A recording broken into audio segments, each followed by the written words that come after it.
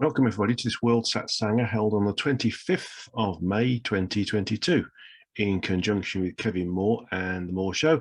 And again, I always encourage you to look at his YouTube channel, The Kevin Moore Show, and see his latest episodes of his documentary series about channelers called They Call Us Channelers. Absolutely fantastic work. And thank you, Kevin, for the graphics he sent and allowed us to use for the Beyond the Source opening and introduction between the Satsangas. Fantastic. Kevin's done a really good job. I really do encourage you to see what he's doing. He's exposing all sorts of different levels of understanding the greater reality. Fantastic. So let's have a look at the lecture for today, and it's about Ascended Masters. What are Ascended Masters, and really who are they? Well, my understanding of Ascended Masters is that they are individuals. By that I mean individual souls or aspects of a true energetic self that have reached a level of understanding or level of evolution that allows them to, in effect, incarnate without being affected by any karmic or possibility.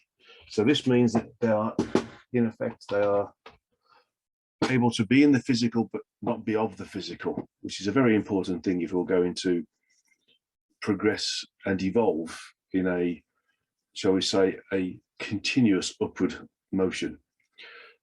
So being in the physical but not of the physical is very important. It's also one of the fundamental cornerstones of what karma is. Anything to do with karma is, in effect, a way of stopping us from evolving. And being in the physical, the gross physical, and actually any aspect of the physical universe, so not just the first three frequencies that create the gross physical, where we are now, and the other frequencies above it, the lower astral, the upper lower astral, the lower upper astral, and the upper astral, which are the next four frequencies. And those that are above that are really other aspects of the physical universe that are, shall we say, more open or have more bandwidth. And so we understand who and what we are when we incarnate at these levels. And the lower down the frequencies we get, we are, shall we say, exposed to lower frequencies. And those lower frequencies mean that we don't get the same level of communicative bandwidth, and therefore we tend to be more sort of individualized as a function of it, rather than being connected on a, shall we say, a fundamental basis that means that we're always in a level of communion. The higher up the frequencies we go, the more connected we always are. Lower down the frequencies we go, the less connected we are. And so the way to think of it is the difference between having full fiber broadband versus trying to communicate with smoke signals or by using pidgin. That's the difference in our ability to understand who and what we are and communicate with the wider environment. So as we're on in a lower frequency environment, we start to become individualized. We create something called an ego, which is a temporary personality that's a function of us being incarnated in these low frequencies and being almost totally cut off from what we really are, because our communicative bandwidth is reduced down to smoke signals or carrier pigeon, rather than being full fiber broadband. So we develop this individuality, which is temporary, but we don't realize that. And as a result of not knowing who and what we are, we forget who and what we are. We forget how to interact with those individuals and the circumstances that surround those individuals and the environment that we find those circumstances and those individuals in. And so when we are here, we start to get addicted to, or as we say, attracted to low frequency thoughts, behaviors, and actions. And those low frequency thoughts, behaviors, and actions are things like status, wanting material wealth, wanting materialistic objects around us, and really feeling that we want to have a good-looking body, for instance, muscular body, long-lived body, and a very healthy body. So all of these things are addictive, including what we eat, what we drink, taking drugs, having sex, taking alcohol, for instance. Even certain foods are addictive as well. So anything that's addictive is karmic. Any thought, behavior, and action is karmic. It's an association with being here in the low frequencies. An ascended master is a soul or aspect of a true energetic self. The true energetic self is also called the higher self, or the oversoul in Dolores canon terminology, or in Hindu, it's the Godhead. So it's a much larger part of us that is still in the energetic and hasn't incarnated, because a smaller aspect of it is what we call a soul, which is incarnated in a vehicle to experience low frequencies, is experiencing these low frequencies on its behalf. And this master is one who has conquered or understood fully how to be here and not get addicted to or attracted to any low frequency thoughts, behaviors, and actions. Any personality traits. So they can be in the physical, but not be of the physical. They can be completely distanced from anything that happens here that could create a karmic link with anybody, anything, any circumstance, any thought, or any potential action associated with any form of interaction or circumstance or environmental condition that can potentially create a link with the physical. Every time we create a link with the physical, it can potentially be karmic and potentially create a condition where we have to keep coming back to master that particular condition or that link or that thought process, the behavior profile, and the subsequent actions. So these masters are people who've been here, understood it, and can be here and not get attached to anything. They are karma free because they don't attract karma, they don't get linked to anything physical, so they cannot and do not have any desires to be here, although they can be here and do things and help us out. So these are the people who can come here and not attract karma. An ascended master is somebody who has decided no longer to have the need to incarnate because they've mastered incarnation. They can be in the physical and not of the physical. They're totally aware and awake. They understand who and what they are while they're incarnate, and therefore they understand how to interact with individuals and maintain the responsibilities of being here, but not being attached to it in any way, shape, or form. So they are those souls that don't incarnate anymore. They've moved beyond, they've ascended beyond the need to incarnate, which is important. Now we know we have a few 12, which is an interesting number, of course. It's the fundamental structure of the multiverse and therefore the origin. Of course, the source in between the multiverse and the origin. And they have made an impression on us on the earth. So these ascended masters are those that we can remember who've interacted with us maybe in a temporary condition or disincarnate state, whilst also projecting some aspects of themselves here. So they'll be communicating with those individuals who have got the capability of communicating with them. Maybe they're a slightly higher frequency whilst incarnate. And so they've shared they've given them a label or a name that they can work with, and maybe even a humanized image as well. We tend to relate to the human image, so they will have given us a human image so that we can relate to them and work with them. So these ascended masters are those that have ascended beyond the need to incarnate. And there's not just the 12 that we know about. There are thousands of them. And if you look, for instance, on the internet, you'll see a large profile of names associated with those individuals who are classified as being ascended masters, above and beyond those individuals who are, for want of a better description, the popular ones, the ones we remember. So even though the whole list of those individuals are known to us, have a name, are the very popular ones we remember, or the ones that aren't so popular but are still recorded in the sort of the legends of those who are ascended, there are many thousands of those individuals beyond that list of names who've also ascended beyond the need or the desire to incarnate to accelerate their evolutionary progression. So that's what an ascended master is. And sometimes they do come here. Sometimes they come here and help. They help us collectively, sometimes individually, to again recognize who and what we are and start to, as we say, function here in a non-karmic way. And so we do get help. They do come here, even though they don't need to, but you will find that they may only be here for a short, very short period, or they are taking on board a leadership role which is quite profound. It could be an environmental leadership role, it could be a spiritual leadership role, it could be a role which is surrounding how we interact with others, so we don't become warlike citizens or a warlike race. So they do quite a lot of work. But there's other ascended masters. They can also do work in the background, but not need to incarnate. But by and large, the vast majority of them, once they've ascended past the need to incarnate, they've mastered incarnation. Maybe they've come a few times just to test that level of mastery, but then they've ascended beyond the need to. They no longer choose to incarnate.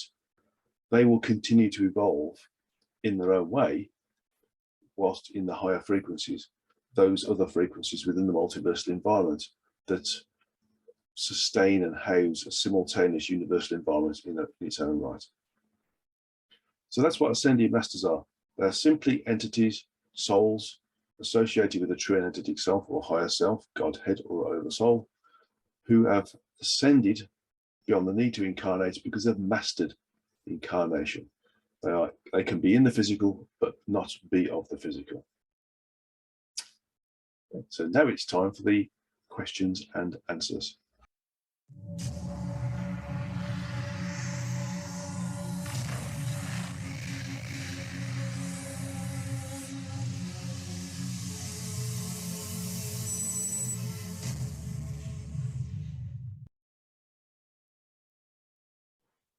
Okay, so welcome everybody to the World Satsanga questions and answer session for May. It's always an honor and a pleasure to be able to be part of this and this group of people here today. Fantastic, thank you for joining in. So we better start on the questions. And by the way, if there's any questions that are missing, I haven't been able to answer because of time constraints of Zoom, I will do them on my own and stitch them or edit them into the main body of video or audio, so that they're all there. You won't notice the difference. So it'll be quite good because I answer real questions for you. Right, next one. This is from US or ULA. Is there any energetic basis for dyslexia? Teachers are finding that more of their young students seem to have it. Why is that? And there's a second question part of this. Well, dyslexia, I can remember having a bit of dyslexia when I was a young person, strangely enough. And I still have it now a little bit because I put letters in words the wrong way around or back to front, or and I type it when I'm writing or typing. I don't feel it's anything to do with any energetic understanding, other than the fact that some people they have different skill sets, and one of those is drawing. And if they don't have the ability to draw or understand or have sort of spatial awareness in terms of characters and things in front of them, then, as with not being able to draw very well, they can't write very well either. So their characters are a bit like drawing. It's difficult to do, and so they have to train themselves really. So dyslexia is something which is, from a young person's perspective, something a function of their ability, that what skill sets they've come into this particular incarnation with. On top of that, we know that dyslexia in reading text, is also a function of eyesight. So I can remember going through my teacher training, well, it must have been 15 years ago now, for secondary education training. This is post-school and post-university. More like adult education, actually. We had to recognize that if you want to make sure that everybody could understand the text, you wrote or you typed the text onto different colored paper, not just white paper. Things like green paper, light green paper, and yellow. And that made sure that people with dyslexia could see it properly. So I feel it's a case of two things. One is the ability to understand characters naturally, which is also the ability to draw and understand geometry. And two, it's a function of the eye, because the eye isn't seeing what the so-called normal people can see properly. Now, arguably, dyslexic people might well be able to see beyond the normal visual range of the standard or the average human eye. So it's quite likely that they would see things that are outside of a visual range, but are nevertheless there, such as entities that are in the lower astral. So I see it as being a function of those two things. Okay, not specifically energetic. Second one, are there any free energy devices on Earth right now? Are they being suppressed by energy companies selling fossil fuels at hyperinflated prices? There's lots of them. Actually, the generation of electricity is basically free energy, because if you think from an engineering perspective, it's two copper coils and one rotating inside the other, and that creates a disturbance in electrons, which creates a magnetic field, and therefore you start to create a waste product, which can be harvested, which is basically electricity.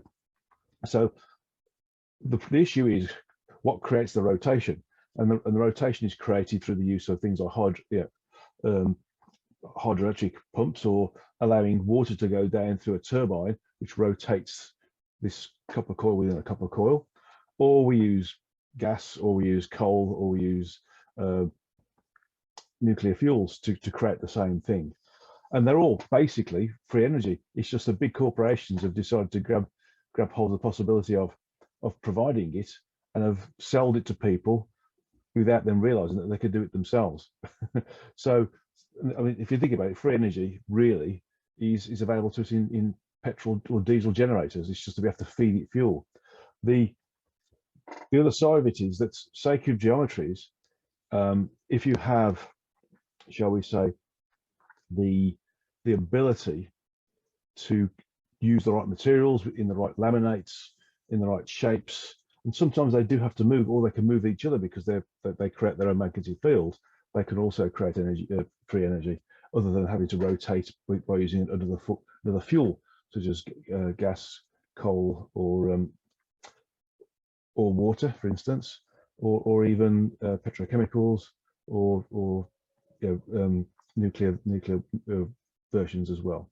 So they're there, and I met somebody in one of the Ozark Mountain Publishing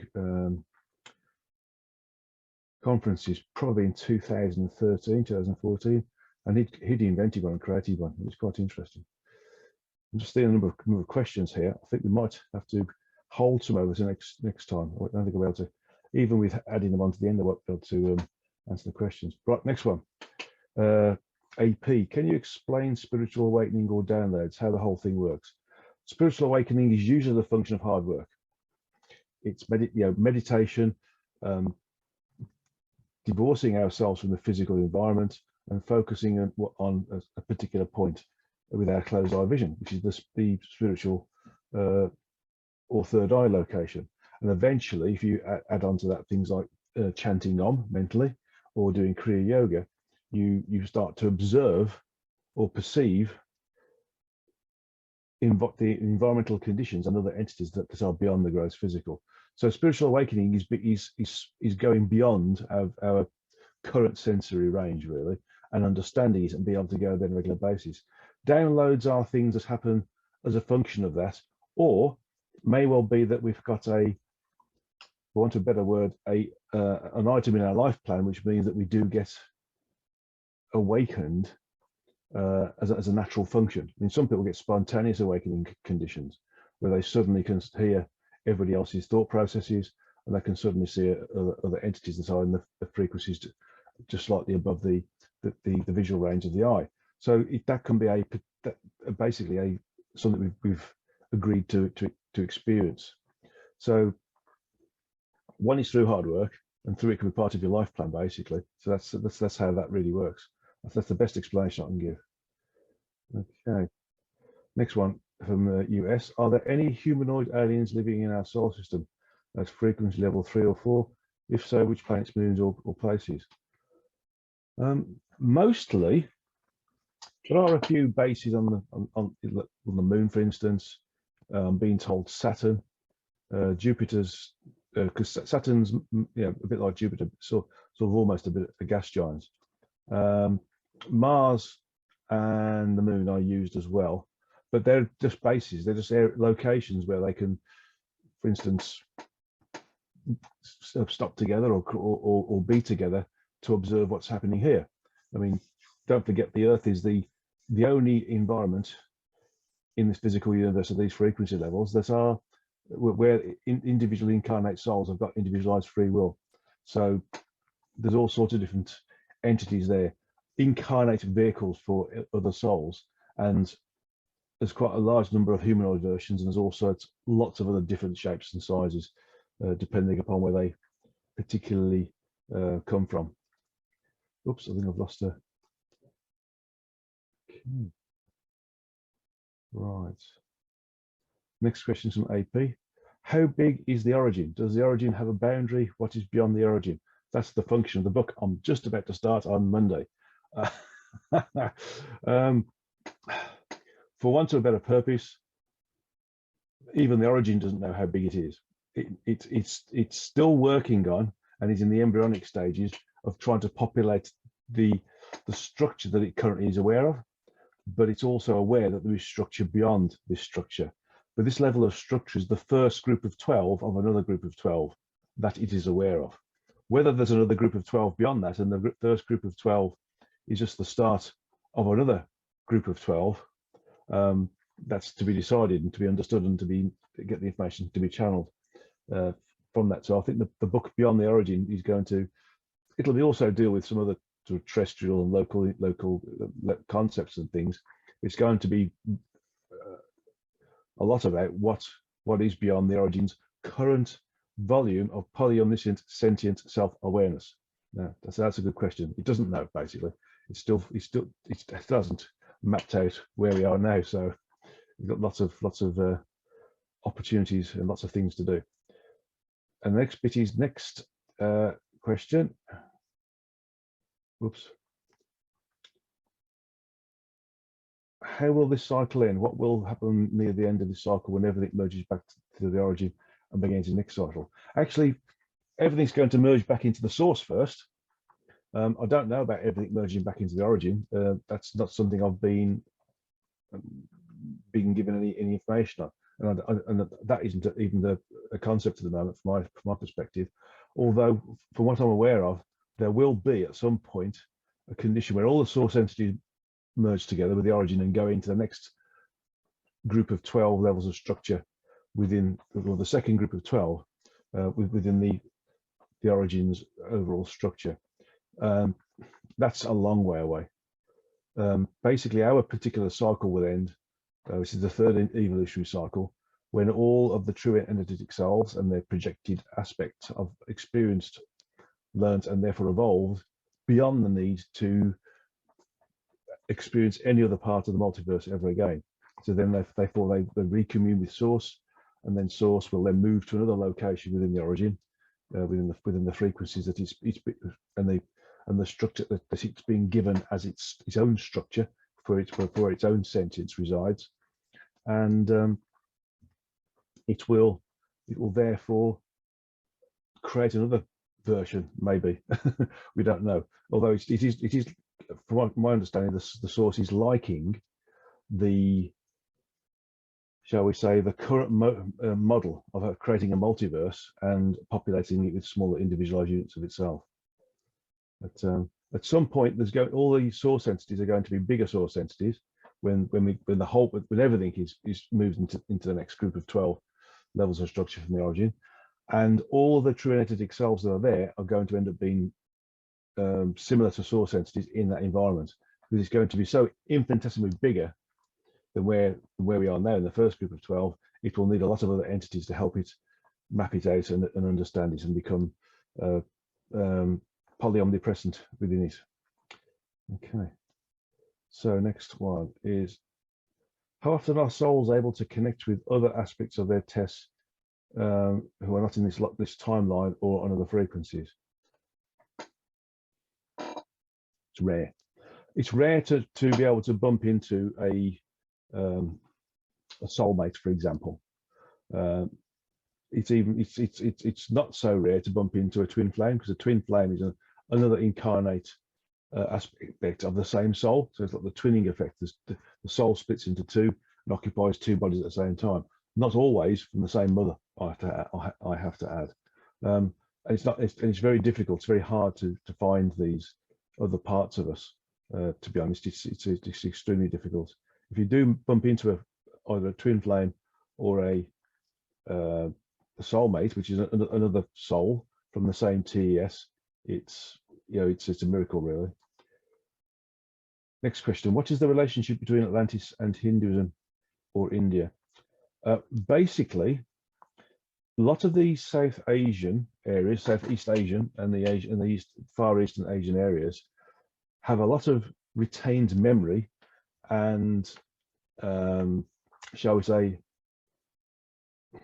paramythia, which is the Greek for myth, which is basically old stories that have been passed down, information's been passed down.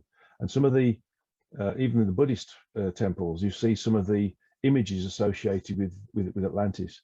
We was in Thailand not 2 or 3 weeks ago, and basically there's lots and lots and lots of imagery of humanoid and animal combinations, such as centaurs, such as half man, half bird, such as humanoid figures with more than 2 arms, such as different colored skin. All of these were basically an indication of status and wealth. If you could manipulate your genome whilst you were incarnate, you could show how wealthy you were, because you could afford to do all these different things. So all these images are images of those individuals who survived the Atlantean period, but then decided to stay behind to help those souls who incarnated into the bodies or the vehicles that were part of the reboot, if you want to call it that, where there was no knowledge of the previous civilization of Atlantis, but the memory set of what those new souls, when they were incarnated, interacted with those others who were showing them how to live, how to work, how to farm, how to create rudimentary technology, was still there. So basically, in the Hindu texts in India, there's a lot of so-called memory retention based upon the retention of history. So it's about, I think India and probably Thailand and those sort of areas, Burma, are the only areas within the world really who have really retained a lot of the old knowledge and been able to illustrate it. This is from Daniel. Thoughts on voting for leadership in our respective countries? We should be mature enough to choose the right leaders before voting for any of them.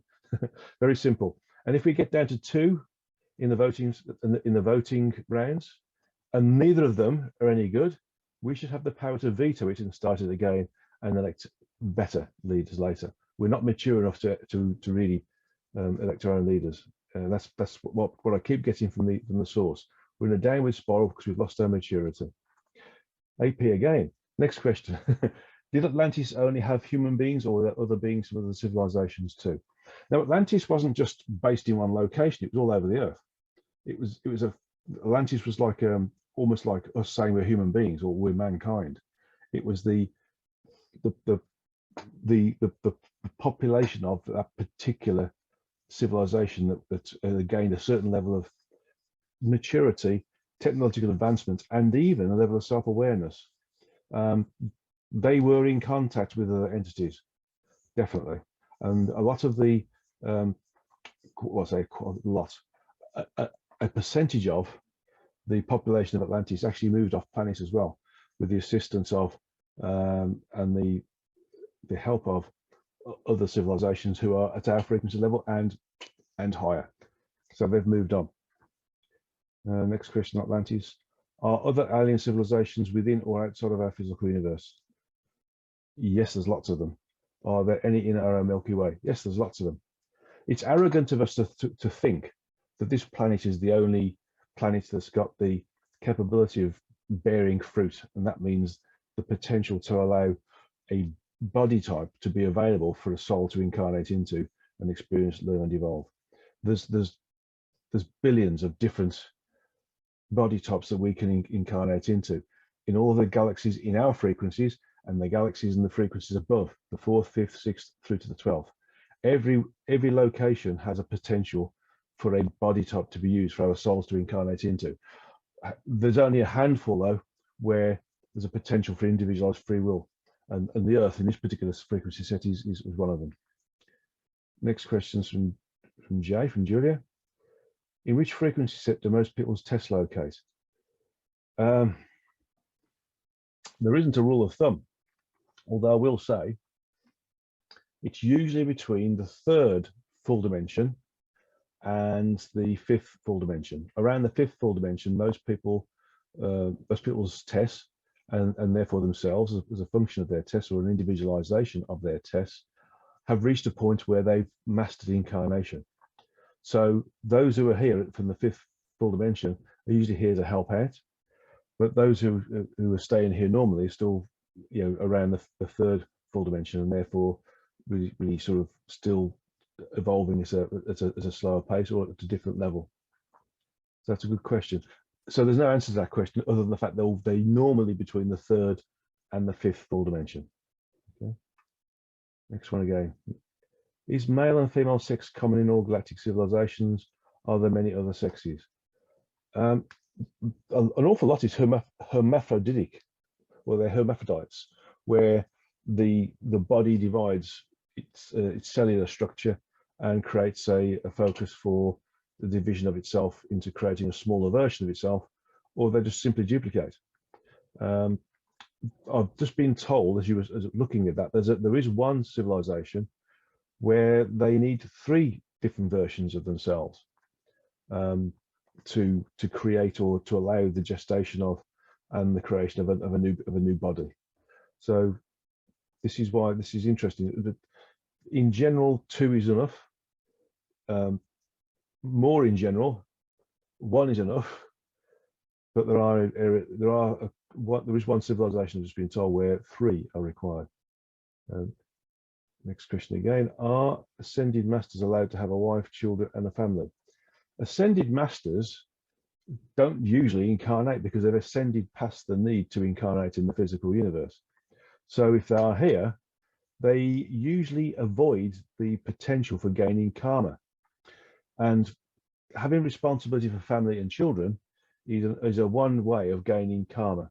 I can remember Dolores making a point of this as well a long time ago, where she said that there are people here who are shielded from karma.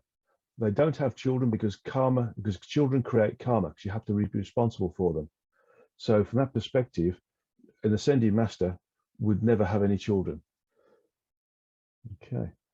In general, there's going to be obviously the odd 1 or 2, and they would be protected from gaining karma.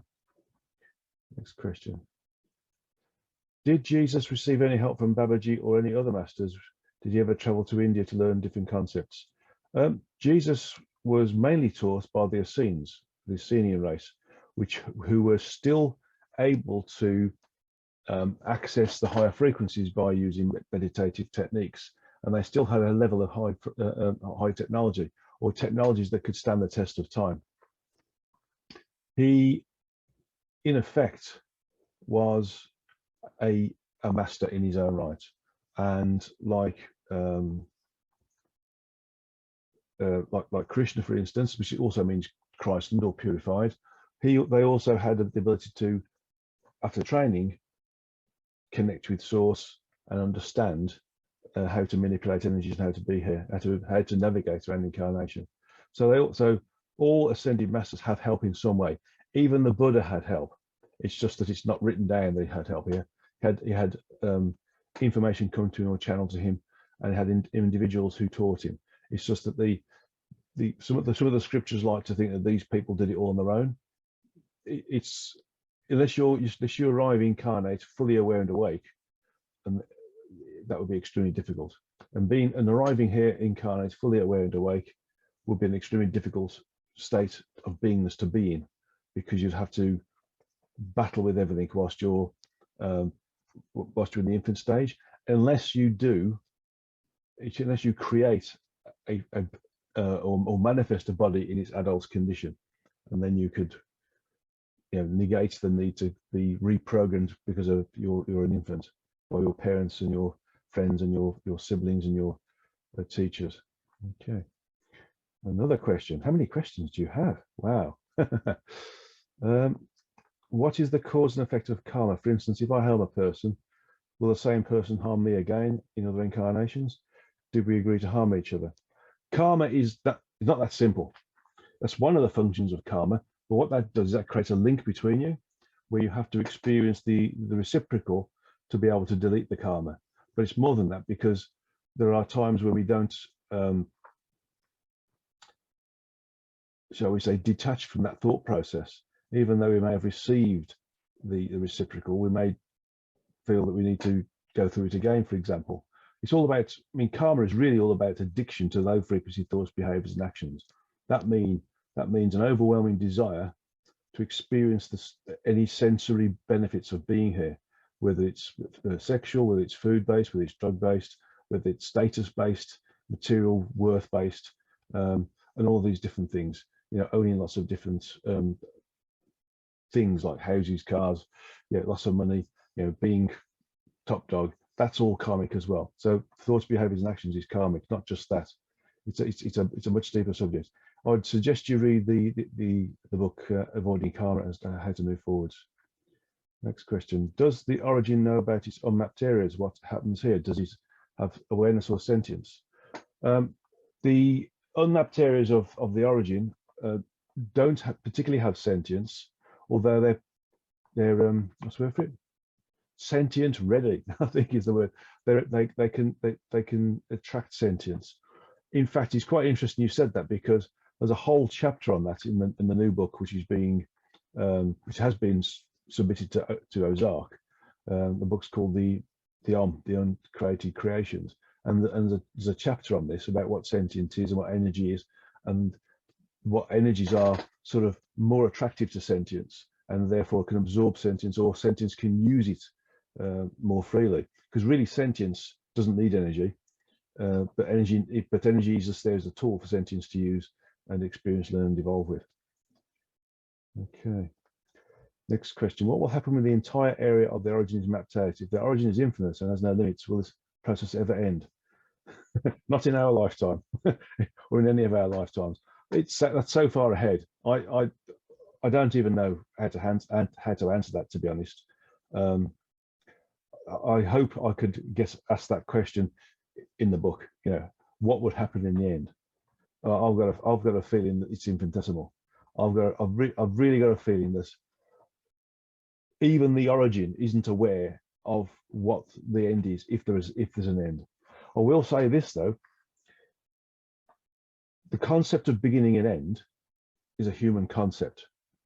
We need to have a start and an end point. We need to have an up and down, an off and on and off, a left and right, forwards and backwards, because we think in a linear way, noughts and ones, for example. That's because we're here in a low frequency environment.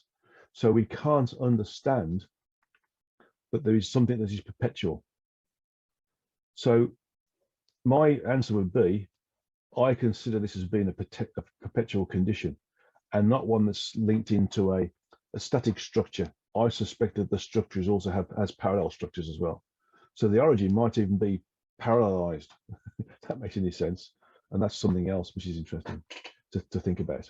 And I seem to remember that was also something that was in the end of the book on the about parallel conditions of the sorry, not of the of the origin. Okay, next question. What is a karmic link, and if it is not broken, is it possible to move out of this physical? The karmic link is something that we create between ourselves and addiction to something here, ourselves in previous incarnations through something that we haven't sorted out or haven't mastered, and the karmic link can also be a way in which we demised from a previous incarnation that's causing us a psychological issue in this incarnation, and it can also be a link between us and another soul who's incarnated, which we haven't resolved our karma between. So unless we break our karmic links and we sort out our karma, we actually can't master incarnation. So therefore, we have to continue to incarnate until we've mastered this. When we've broken all our links, when we can navigate through incarnation, shall we say, without getting attached to it, then we will, in effect, have mastered it, and will therefore no longer need to incarnate here. Okay. Next question again. Are demons real, and do demonic possessions happen? Are there certain practices in witchcraft where they summon some demonic entities? What they are? Basically, there's attracting low frequency astral entities. That's what they are. That's what demons are. And although we don't like it, there are an awful lot of these astral entities attached to people all the time. So there's an awful large potential of the population of the Earth who have an astral entity attached to them. Okay. Okay, so what's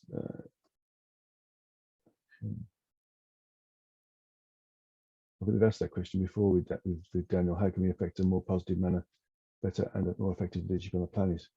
We need to be showing that we are responsible for ourselves and that which is around us, our circumstances and our environment, because then the leadership grows from us rather than us growing from the leadership. Okay, next question. What is witchcraft and how can it be explained from an energetic perspective?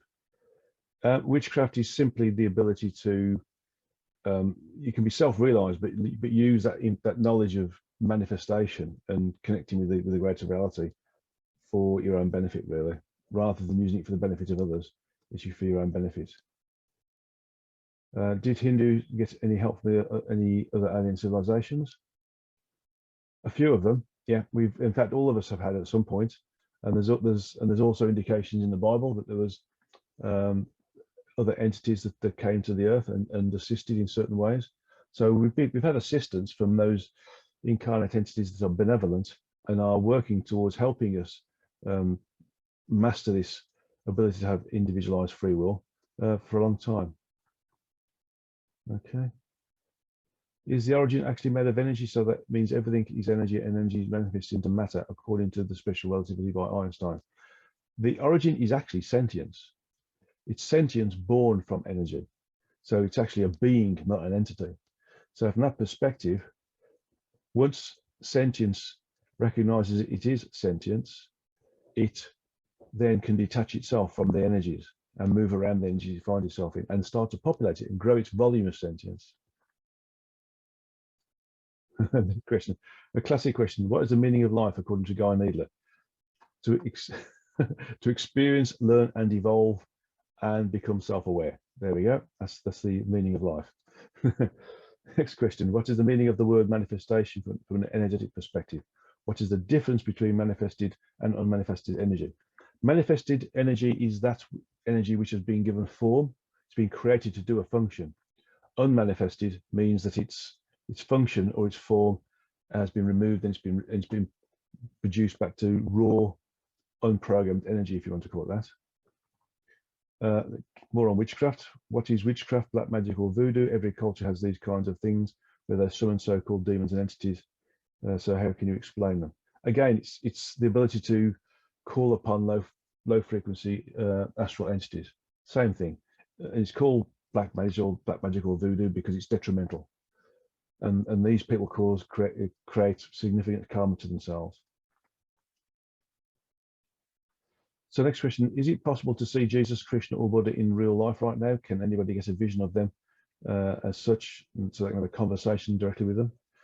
So the answer to that is yes, but they have to meditate for a long time and become devoted to meditation, devoted to being of service to mankind and service to source.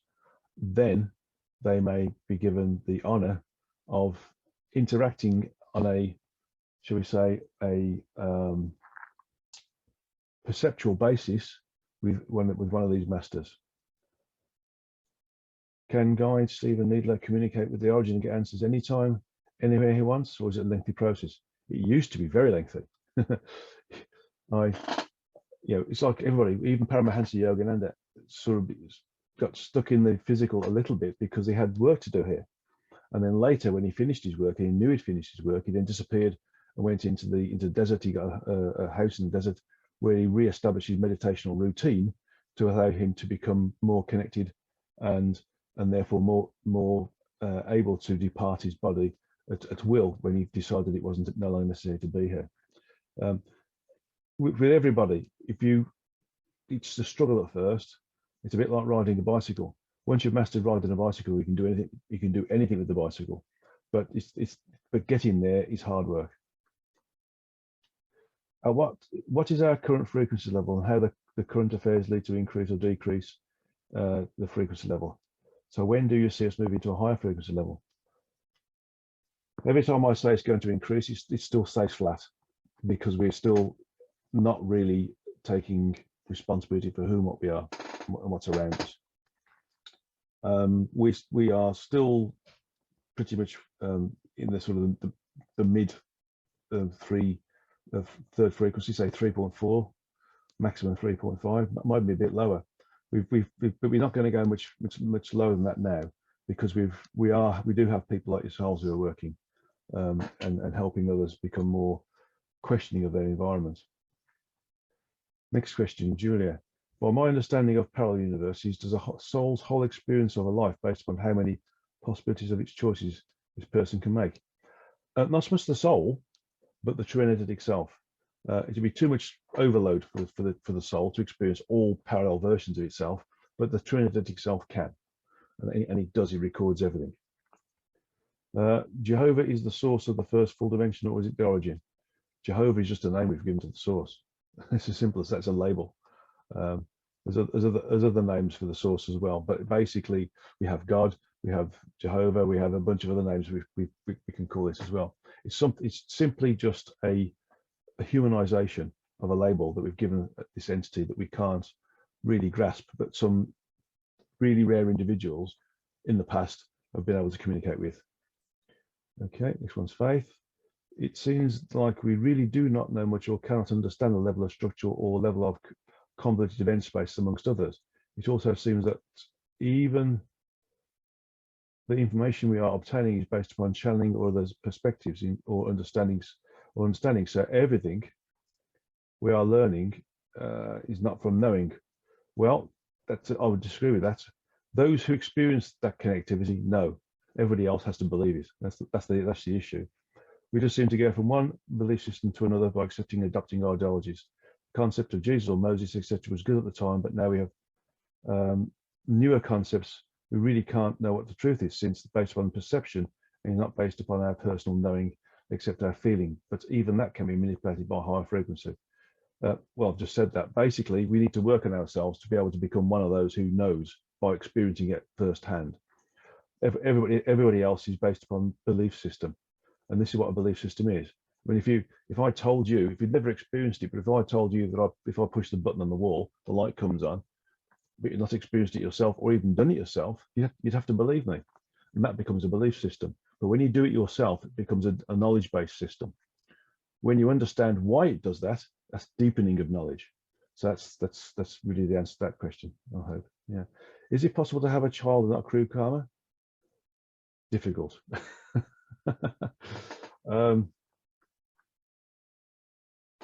I'm being told not really. It's very difficult. We're down to our last minute, so I've got to be very quick or we will lose. We might have one or two questions I have to stitch on to the end.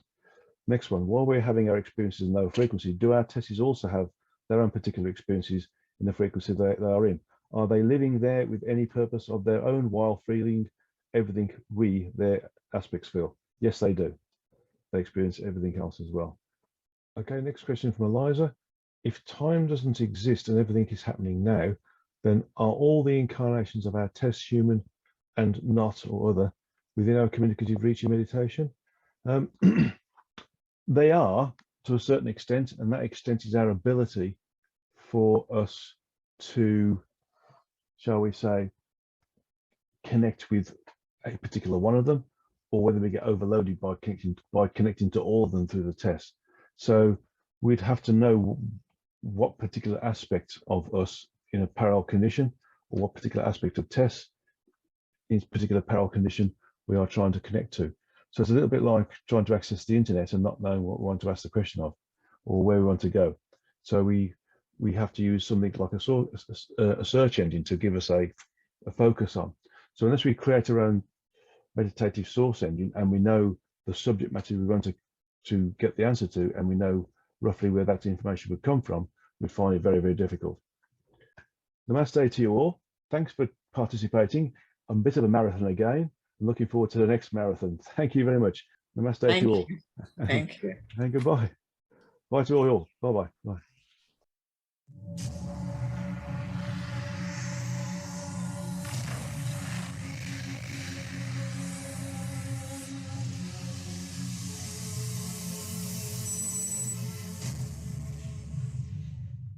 Welcome to the meditation. And this meditation is really about feeling how you can yourself become an ascended master, or how to avoid karma. In avoiding karma, you do become more susceptible to be at a higher frequency, and therefore you have a greater chance of being in the physical but not of the physical, detaching yourself from, or abstaining from, or renouncing the physical. The Hindus and the yogis like to use the word renunciant. They renounce being in the physical and they hide themselves away so that they don't get affected by any karmic thoughts, behaviors, and actions, or low frequency thoughts, behaviors, and actions. So let's just close our eyes then.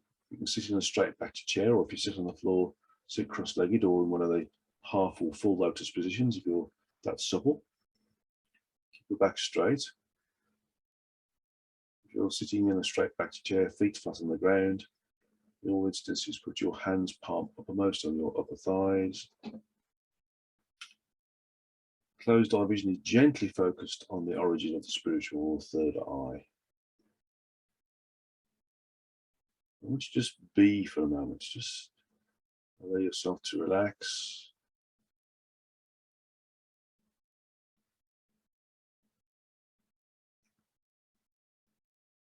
Good. And now I want you to just make a list of all the things that you really desire on this planet. Do you want to have a new car, fast car, beautiful partner,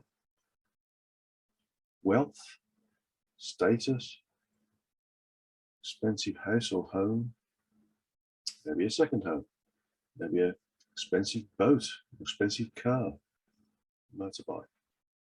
List the things that you desire the most, that you distract you, that you wish that you had.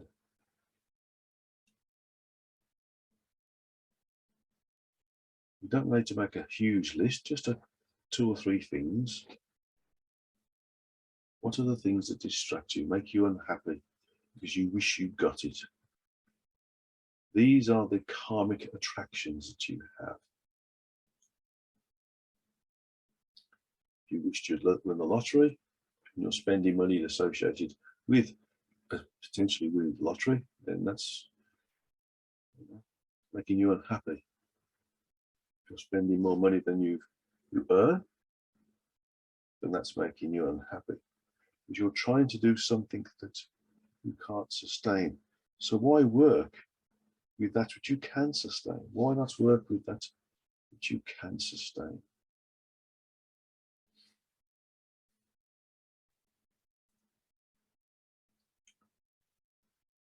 See that which you desire, which you really want,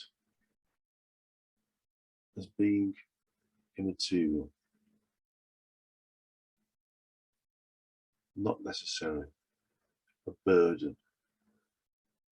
See yourself as being free, appreciating who and what you are, where you are, what you're doing, and those individuals that you interact with. See yourself being able to just wait a moment before you respond to any questions, any interactive desires or needs. Respond in the best way possible. making sure that you don't make any mistakes, that the response that you have doesn't contain the possibility of any karmic links.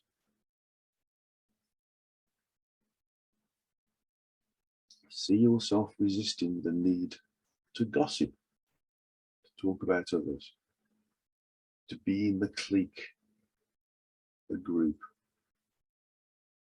We are naturally in communion, and communion is something that we desire. But that communion that we desire can be used by the ego to help us stay a low frequency by giving us communion in a low frequency way, which doesn't help us. That's by being in the clique, being in the in crowd, gossiping about another person collectively, discussing some form of political thing as a group that isn't necessary, some derogatory idea.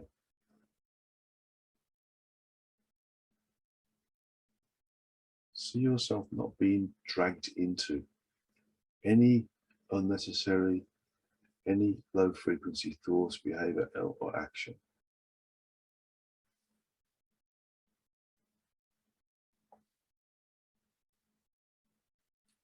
Resist the need to respond instantaneously. See all people on the planet as just another soul incarnate in a body, and that they are also struggling through their incarnation, trying to do the best they can with their life plan, knowing that they're doing it in a completely deaf, dumb and blind way. You're lucky you've got a little bit more understanding. So it doesn't matter what vehicle they have, what body type they've got, whether it's short or tall, male, female, whether it's chosen a different gender from what it was born with, what skin colour it's got, what culture they've got, what part of the planet they've come from. They're just souls occupying a vehicle to help them evolve. All of these realizations mean that you love everybody. Even when they're doing wrong, you love them because they don't understand, they don't realize. Giving them love helps to raise their frequencies, helps you avoid the karmic thought profile of being against what they do, just accepting what they do.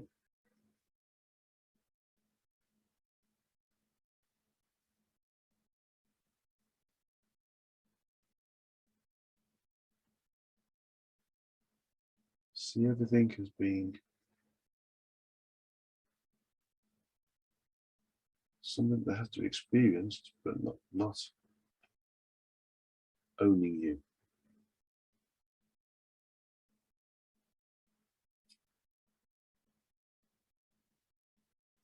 See all these things that you desire as being unnecessary. You have everything you need to be successful in your incarnation. So why do you want anything else? All it is a means of anchoring you to the gross physical. Seeing individuals in a different way because they have a different body type, being discriminatory, is low frequency. It's just a body. The souls in there are doing their best to evolve.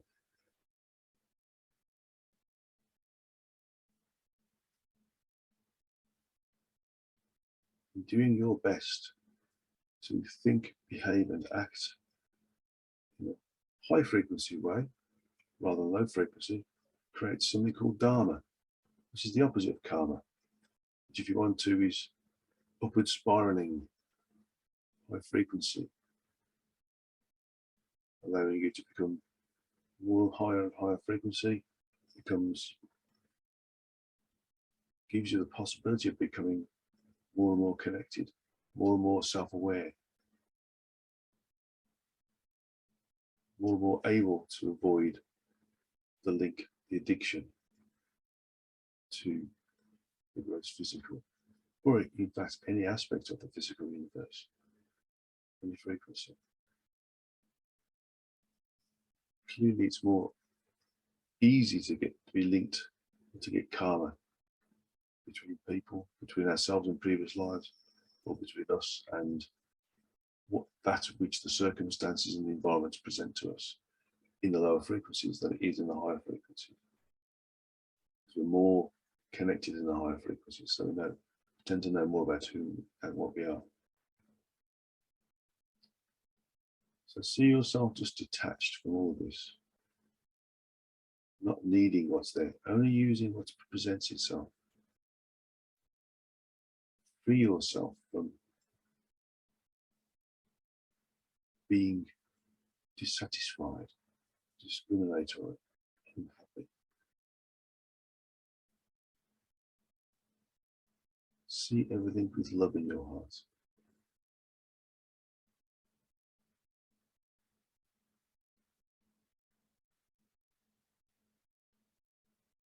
Realize you don't need that new ring, that new bracelet, that new dress, that new suit, that new car.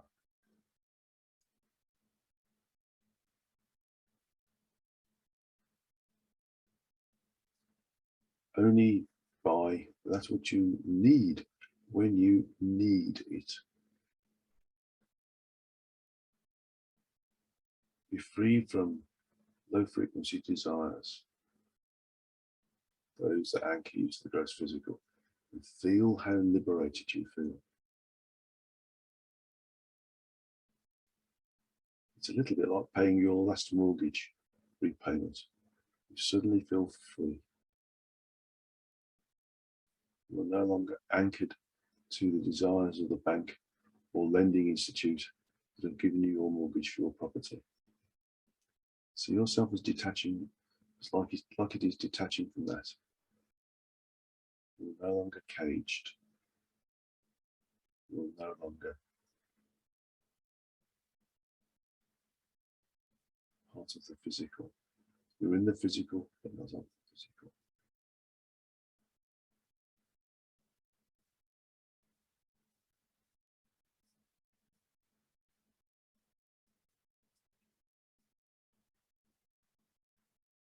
Give yourself the power to resist temptation. Just saying, I'll resist this temptation. This temptation is low frequency. It's going to slow down my evolutionary progression. Your evolutionary progression is the most important thing that you have, irrespective of where you are. It's location of the physical universe, another frequency, another universe within the multiverse, with a location within one of those universes within the multiverse. See yourself as free from commitments, although deal with your responsibility. Most of these commitments are self-generated.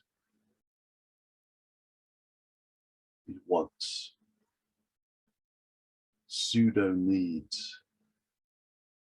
I want this because person X or person Y has got it. Just detach.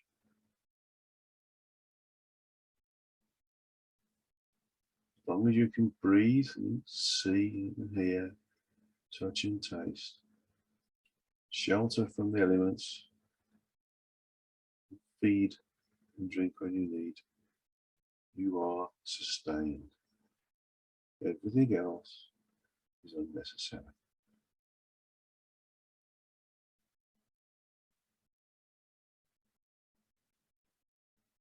This is proven by Hindu yogis who live under banyan trees. They're sheltered from the sun and from the rain by the tree. Passers by, give them alms, such as food, and sometimes currency to buy other things that they may require. Because in essence, all they do, meditate and help others try to achieve what they experience by being higher frequency and therefore self-realized therefore detached from the physical, whilst in the physical. See your list of needs and desires and wants, must-haves, can't live without, dissolve.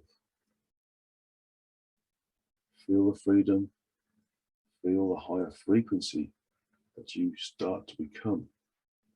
Feel it tingling in your body.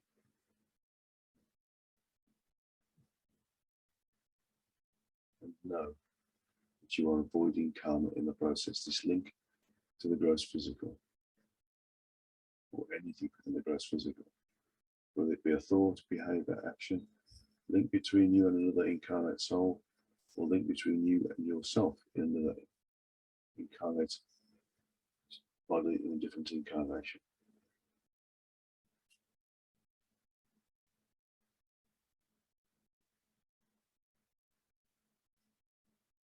So you can practice this on your own time, but taking as long as you need to eradicate all of these petty desires, unnecessary dreams, unnecessary wants, greed, jealousy.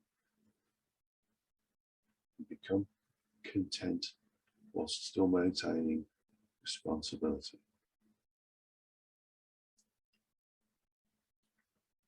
So slowly come back into the room where you are. Slowly open your eyes. Slowly take a drink of water if you have some to help ground you. And welcome to how you feel now that you've detached from that which you desire, which holds you back, which stops you evolving because you're fixed and leads to the gross physical. That's the end of the World Satsanga for the 25th of May, 2022. It's been a delight working with you again. I'm looking forward to the next in June. Blessings to you all, namaste to you all, and sources and God's love to you all.